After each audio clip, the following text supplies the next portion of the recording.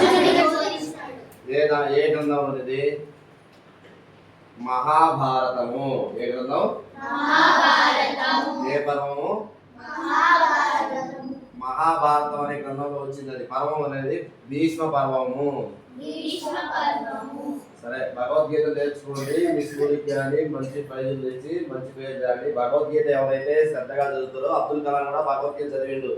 మంచి ఇంజనీర్లు, డాక్టర్లు, కలెక్టర్లు, ఎంఆర్ఓలు అయితే మీ టీచర్స్కి, మీ స్కూల్కి, అమ్మ నాన్నకి, మనం ఉండే వీధికి కూడా మంచి పేరు వస్తుంది. ప్రతి ఇంట్లో ఏం చేయాలి? మనం భగవద్గీత ఉండాలి, రామాయణం ఉండాలి. రామాయణం మనం చదువుతా ఉంటే ఏమవుతుందంటే రాముడి గుణగణాలు ఎలా జీవించిండు, ఆయన సీతమ్మ ఎలా ఉంది రాముని పట్ల, భర్త పట్ల, ఇవన్నీ మనం నేర్చుకొని మన సమాజం సనాతన ధర్మాన్ని మనందరి చేతుల్లో ఉంటుంది. అది కరెక్టా కదా? రామాయణం, వాల్మీకి రామాయణం ఎంత ఉంటుంది? కనీసం 200 నుంచి 1000 రూపాయలు లోగా ఉంటుంది. అవి తీసుకొని మనం చదువుకుంటే రాముడు ఈ రోజు కొన్ని లక్షల సంవత్సరాలు అయింది. ఎందుకు ఈ రోజుకి కూడా మనం దేవుడిని ఆయన ప్రార్థిస్తాము? నారాయణుడే నరుడై పుట్టి మానవుడు ఎలా జీవించాలి, ధర్మబద్ధంగా ఎలాగా ఉండాలి, ఏ ప్రాణి పట్ల మనం ఎలా ఉండాలి. అందుకే సనాతన ధర్మం ఏ ప్రాణిని భక్తి పెరిగినప్పుడు ప్రాణిని కూడా మనం చంపేదానికి లేదు. జంతువులు కూడా ఒక అలాంటి ఈ ప్రపంచం అంతా సనాతన ధర్మం ఏర్పడితే అందరూ కూడా స్వేచ్ఛగా సంతోషంగా ఉంటారు. అలానే మనకు హనుమాన్ చాలీస ఎలా వచ్చింది తెలుసా? చెప్పండి. 1609వ సంవత్సరంలో మనల్ని మొఘలు అంటే తురకరాళ్ళు పాలిస్తామని మనల్ని. ఆ సమయంలో ఒక అనాథ పిల్లాడు వచ్చి వారణాసిలో ఉంటాడు. అతని పేరు ఎందుకంటే అక్కడికి ఆశ్రమానికి సనాతన ఆశ్రమంలో ఆయన తీసుకెళ్లి తులసీదాసుని పేరు పెడతారు. పేరు పెడితే 4 వేదాలు, 18 పురాణాలు, శ్రీరామ జయరామ జయ జయరామ అనే విజయ మహామంత్రాన్ని 32 కోట్ల సార్లు అనుష్ఠానం చేస్తారు. ఆ సమయంలో ఒక పెళ్లి అవుతుంది ఒక జంటకి. పెళ్ళైన తర్వాత భర్త చనిపోతాడు.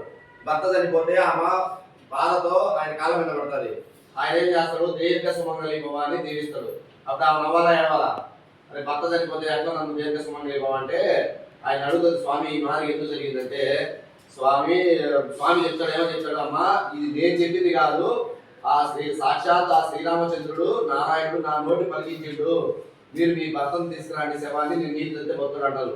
బతుకుతాడు.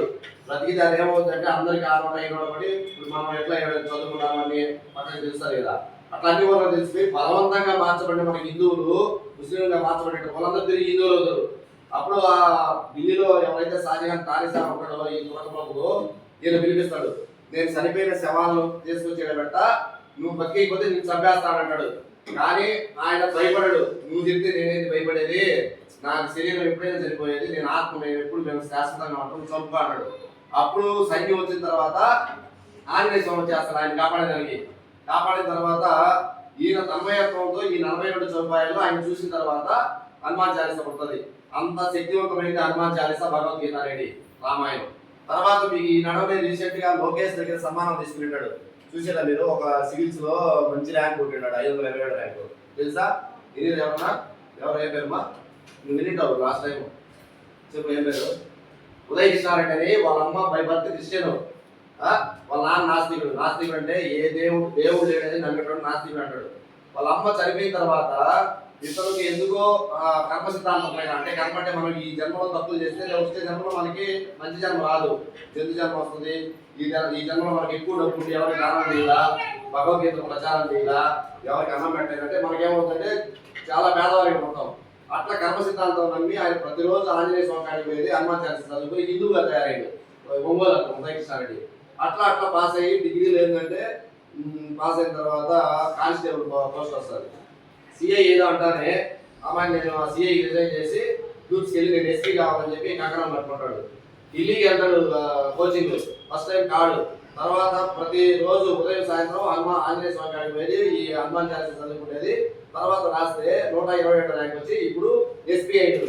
ఆ ఎస్పీ అయిన తర్వాత చంద్రబాబు నాయుడు కొడుకు లోకేష్ కూడా ఆయన సన్మానించాడు. చప్పట్లు కొట్టండి. సరేనా? అట్లాంటి మనం అన్ని కూడా తెలుసుకొని అయితే రామాయణంలో జీవించడంలో మన ఆడపిల్లలందరూ కూడా తల్లిదండ్రికి చుట్టూ తిరిగి నమస్కారం పెట్టడము, వాళ్ళు చెప్పినట్టు వినడము, ఈ లవ్ జిహాద్ గురించి మన 10 మంది ఆడపిల్లలకు చెప్పి మన పిల్లలకి చెప్పి వాళ్ళ బారిన పడకుండా మనం కాపాడుకోవాలా లేదా? మరి ఈ తల్లిదండ్రికి నమస్కారం పెట్టేది ఎక్కడి నుంచి వచ్చింది?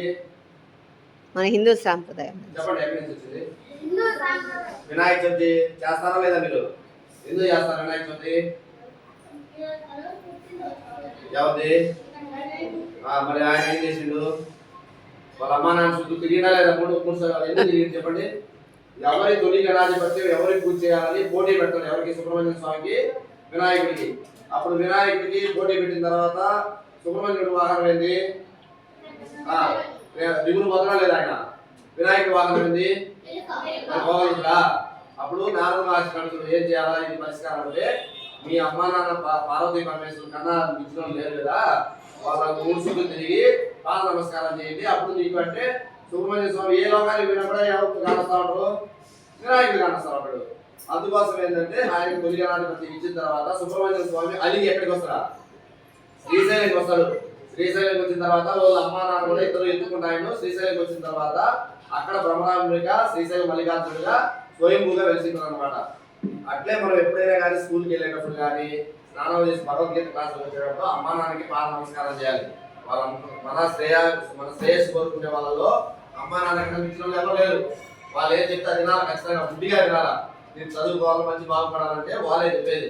ఫ్రెండ్స్ కూడా కొందరు ఎవరో నూటికో కొడుకో ఒక మంచి ఫ్రెండ్ ఉంటాడు, లేదంటే ఉండరు. అది కూడా అందుకోసం తల్లిదండ్రి మాట, గురువుల మాట శ్రద్ధగా విని వాళ్ళు ఏమైతే చెప్తారో మనము మంచి ర్యాంకులు కావాలా, మంచి భవిష్యత్తు కావాలా, భగవంతుడు చేరే మార్గం రావాలంటే ఎవరు మాట వినాలి? మనము తల్లిదండ్రి మాట, గురువు మాట. తల్లి, తండ్రి, గురువు, దైవం. మనకి మన సనాతన ధర్మం ప్రకారం దైవాన్ని 4వ ప్లేస్కి ఇచ్చాడు. అమ్మే మొదటి గురువు.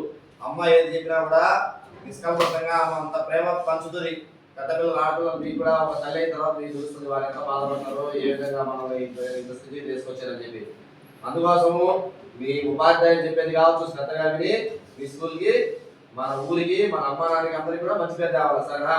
ఎప్పుడైతే ఈ సత్సంగము ఇలాంటి వాటిలోకి వచ్చిన తర్వాత ఇప్పుడు ఎప్పుడు మర్చిపోకూడదు. ఈ కంటిన్యూ చేసుకుంటా మనం 10 మందికి దీపాన్ని ఇచ్చే విధంగా తయారు కావాలి.